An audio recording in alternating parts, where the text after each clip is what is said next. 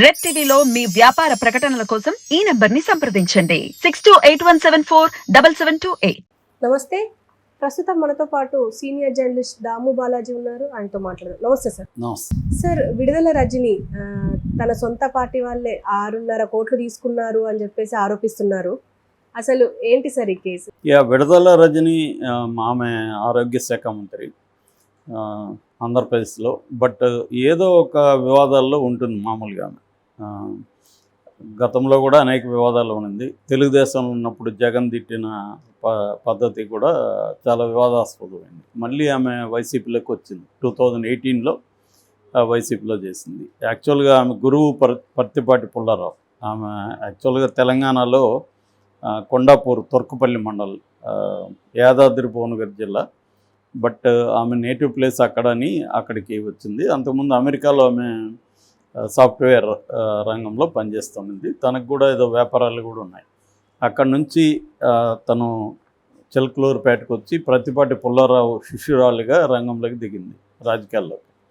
అయితే మళ్ళీ ఆయన మీదే పోటీ చేసింది. వైసీపీ నుంచి పోటీ చేసి దాదాపు 8,000 మెజార్టీతో గెలిచింది అక్కడ. సో ఆ తర్వాత కూడా వివాదాలైంది. తర్వాత ఆమెకి సజ్జల ఆశీర్వాదాలు ఉన్నాయని చెప్తారు. అందుకని ఆమె ఫస్ట్ టైం ఎమ్మెల్యేగా అయినా, అంతకుముందు తెలుగుదేశం నుండి జగన్ను తిట్టిన మళ్ళీ ఆమెకు సెకండ్ విడతలు మంత్రిగా ఇచ్చారు. నిజానికి ఆమె వైసీపీలో అతి తక్కువ వయసు ఉన్న ఎమ్మెల్యేగా కూడా ఇప్పుడు రికార్డు క్రియేట్ చేసింది. ఇప్పుడు ఆమెకు 33 ఏళ్ళు. సో ఏదేమైనా ఆమెని చిలకలూరుపేటలో ఆమె ఈసారి గెలిచేది కష్టం అని చెప్పి తనని గుంటూరు తీసుకొచ్చాడు జగన్. ఇప్పుడు చిలకలూరుపేటలో ఒక మల్లెల రాజేష్ నాయుడు అని తనని అక్కడ ఇన్ఛార్జిగా నియమించారు. ఇప్పుడు ఆయన నిన్న సడన్గా ప్రెస్ మీట్ పెట్టి ఒక సంచలనమైన ఆరోపణ చేశాడు. ఈ మధ్యకాలంలో నాకు తెలిసి వైసీపీలో ఎవరి మీద ఈ ఆరోపణ రాలేదు. అదేంటంటే ఈమె విడుదల రజని నా దగ్గర 6.5 కోటి డబ్బులు తీసుకునింది, నాకు ఎమ్మెల్యే సీట్ ఇప్పిస్తానని చెప్పి. అయితే నాకు ఆ డబ్బులు వెనక్కి ఇవ్వలేదు. ఇప్పుడేమో వేరే వాళ్ళని తీసుకొచ్చి ఇక్కడ ఎమ్మెల్యేగా పెడదామంటున్నారు. నేను ఈ డబ్బులు తీసుకున్న విషయాన్ని సజ్జల దృష్టికి తీసుకెళ్తే ఆయన 3 కోట్లు మాత్రం నాకు వెనక్కి ఇప్పించారు, ఇంకా 3.5 కోటి నాకు రాలేదు అనేది ఆయన ఆరోపణ చేశారు. సో ఇది ఒక సంచలనం అని చెప్పొచ్చు. ఎందుకంటే ఆయన విడుదల రజని మీద ఆరోపణ చేశారు, సజ్జల రామకృష్ణారెడ్డి మీద కూడా ఆరోపణ చేశారు. సో దీన్ని మరి జగన్ ఎలా డీల్ చేస్తాడని చూడాలి. అయితే ఆయన ఎందుకు చేశాడు అనేది చూసినప్పుడు ఆయనకు ఎమ్మెల్యేగా రావట్లేదు, వేరే వాళ్ళని పెట్టబోతున్నారు అనేది తెలిసిపోయింది. అందుకని మేబీ ఆయన తెలుగుదేశంలోకి కానీ జనసేనలోకి కానీ వెళ్ళే అవకాశాలు ఉన్నాయి. అయితే వెళ్ళే ముందు ఊరికే పోకుండా అక్కడ డ్యామేజ్ చేయాలనే ఉద్దేశంతో ఇది చెప్తున్నాడా? ఎందుకంటే ఇప్పుడు మామూలుగా ఎలా ఉంటుందంటే, నేను ఇచ్చాను లంచం అంటే నువ్వేదో గొప్పవాడు కాదు కదా, నువ్వు కూడా వెధవే కదా. నువ్వు అవతలు తీసుకున్న వాళ్ళు వెధవైతే ఇచ్చినవాడు ఎవడు? నువ్వెందుకు ఇచ్చావు? పైగా నీ సీటు కోసం ఇచ్చావు. సో నువ్వు ఇప్పుడేమో ఇతనేదో గొప్పవాళ్ళలాగా తీసుకున్న వాళ్ళు వెధవుల్లాగా మాట్లాడుతూ ఉన్నారు. పైగా ఏ స్థాయిలో అంటే ఇతని అంచర్లు నిన్న కిరోసిన్ పోసుకొని తగలబెట్టుకుంటామని కూడా ఒక డ్రామా ఆడారు.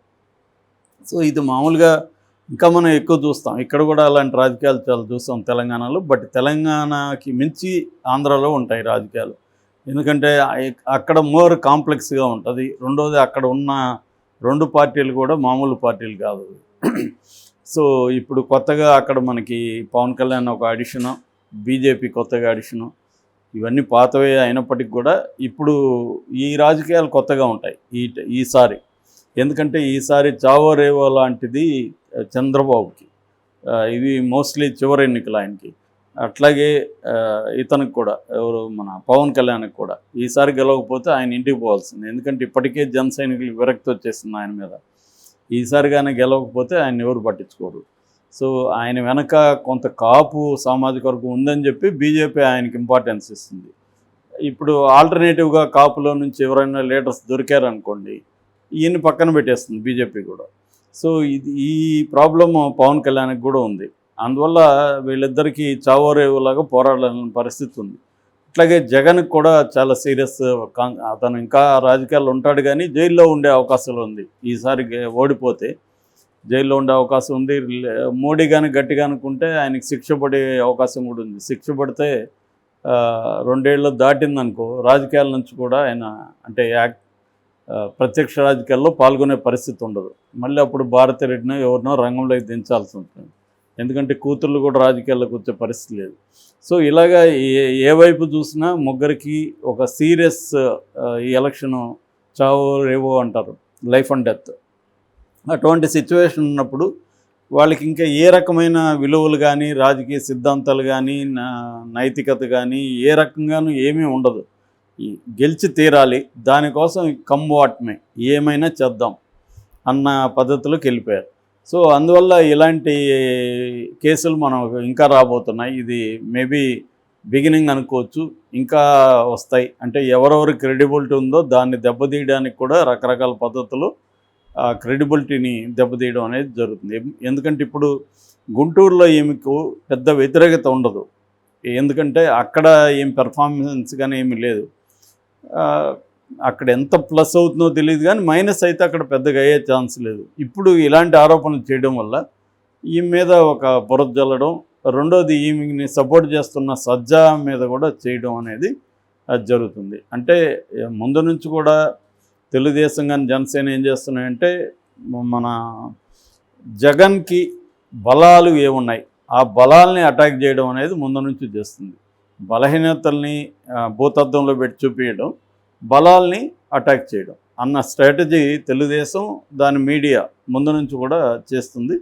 ఇప్పుడు ఈ అమ్మాయి మీద చేయడం అనేది కూడా అందులో భాగంగానే మనం అర్థం చేసుకోవాలి. ఎందుకంటే నిజానికి ఇప్పుడు చర్య తీసుకోవాలంటే ఇతని మీద కూడా తీసుకోవాలి.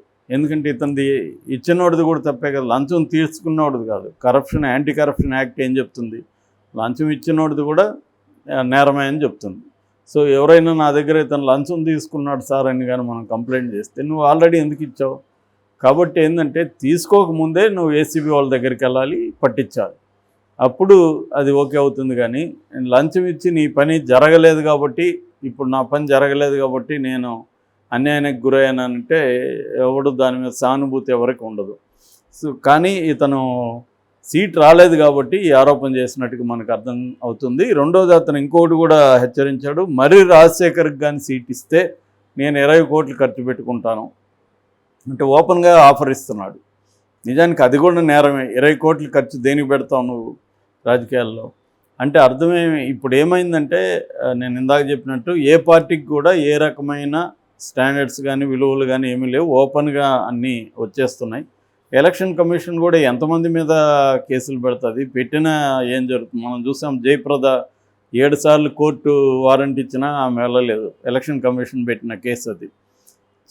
చివరికి అరెస్ట్ వారెంట్ ఇష్యూ చేస్తే మళ్ళీ దాని ఏదో డీల్ చేసుకుంటారు, పై కోర్టులకు వెళ్తారు, లాయర్లను పెట్టుకుంటారు, డీల్ చేస్తారు. న్యాయ వ్యవస్థ కూడా ఎలా ఉంటుందంటే ఎన్ని కేసులన్నీ వాళ్ళు చేయగలరు. ఆల్రెడీ 5 కోట్ల కేసులు పెండింగ్లో ఉన్నాయి.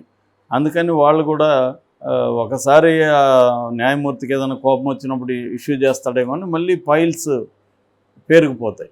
సో కాబట్టి దాన్ని గుర్తుపెట్టుకొని మళ్ళీ ఫాలోఅప్ చేయడం ఆయనకి కూడా చికాగ్గానే ఉంటుంది, ఆయనకైనా ఆమెకైనా.